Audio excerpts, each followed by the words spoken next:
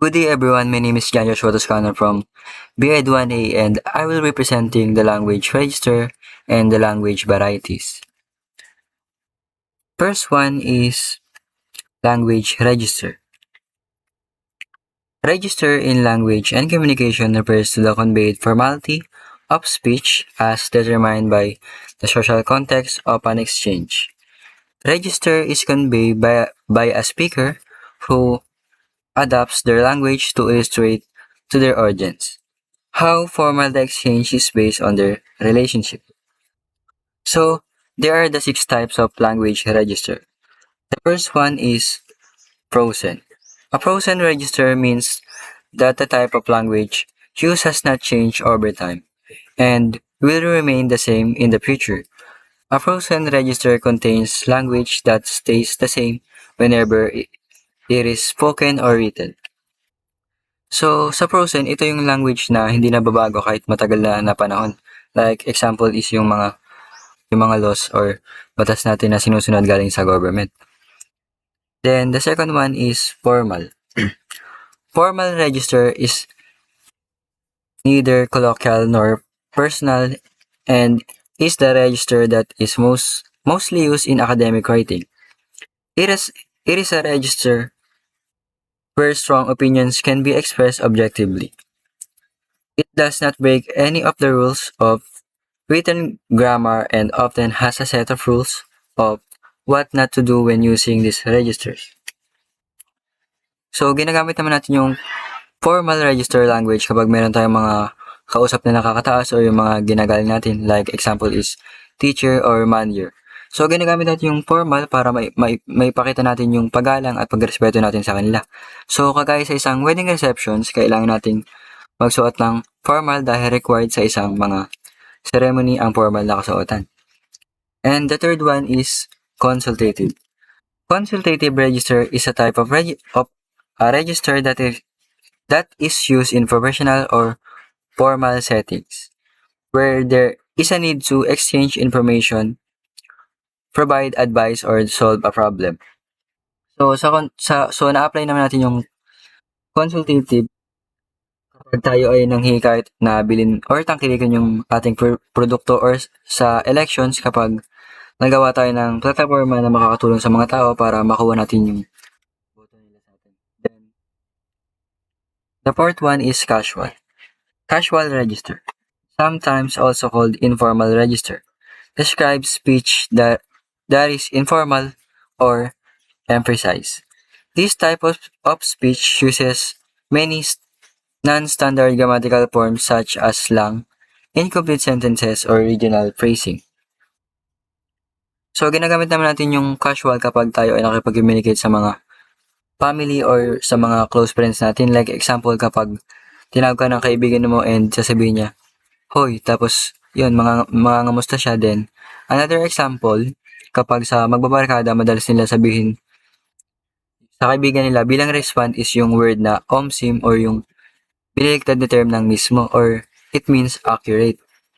So, the fifth one is intimate.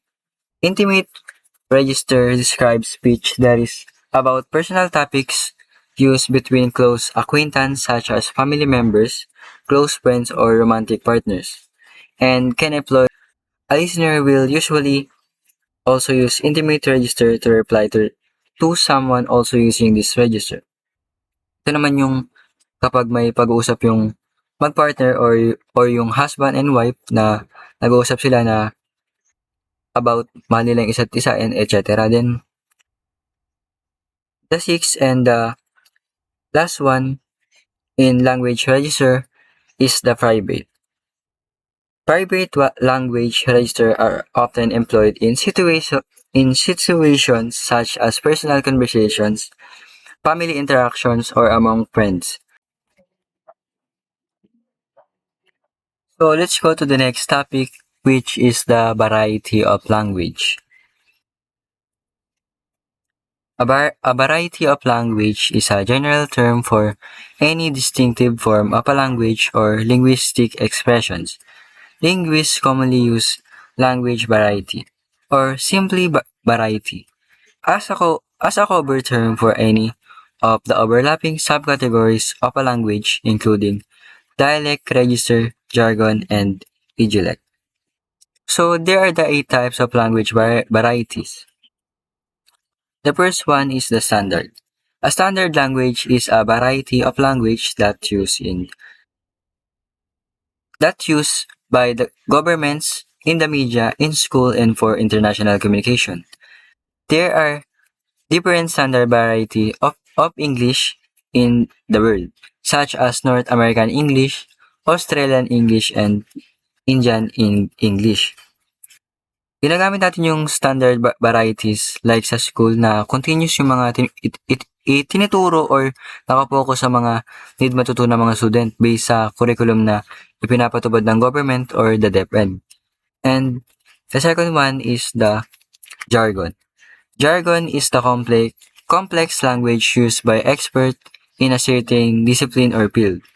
This language often helps experts communicate with clarity and precision. Jargon is different from slang, which is the casual language used by particular group of people. So, ang example nito kapag nagpa-consult tayo sa doktor, then isasagot ng doktor sa atin is, after reviewing your symptoms and test results, I'm sorry to inform you that you have been diagnosed with TB, or it means tuberculosis. Then, the third one is colloquial. Colloquial language refers to informal, everyday speech used by people in a particular region or community, which may differ from the standard language or traditional dialects. So, ito yung ordinary language na ginagamit natin sa pang-araw-araw, like example sa loob ng bahay. Lagi tayo tinatanong ng magulang natin kung kumain ka na ba or nakapagkape ka na ba or pumasok ka ba ngayon. Then minsan tinatanong nila, kamusta naman ang araw mo? Ba or nakapagkape ka na ba or pumasok ka ba ngayon? Then minsan tinatanong nila, kamusta naman ang araw mo? Like mga simple questions lang. Then the fourth one is the slang. Slang refers to a type of language that's too informal to use in a certain situations. You can tell a word or phrase is slang when it becomes uncool to use it after a while. So, example nito is yung charot na it means joke kapag nagbiro ka sa kaibigan mo. Then, another example is yung word na dehins, and it means hindi or hindi ka sang-ayon. And another example is yung mumu na term ng multo. Commonly, sinasabi natin ito sa mga nakabatang kapatid natin kapag gusto natin sila takutin and sasabihin natin sa kanila, hala, may mumu dyan. Then, para mapalapit natin sila sa atin. Then, the fifth one is dialect. A variety of language that signals where a person comes from. The notion is usually interpreted geographically, regional dialect, but it also has some application in relation to a person's social background, class dialect, or occupational dialect.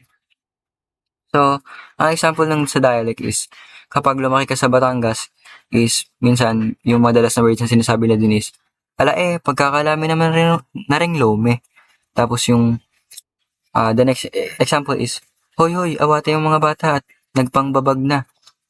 Then, another example is, pare meron ka kapagariang bahaw.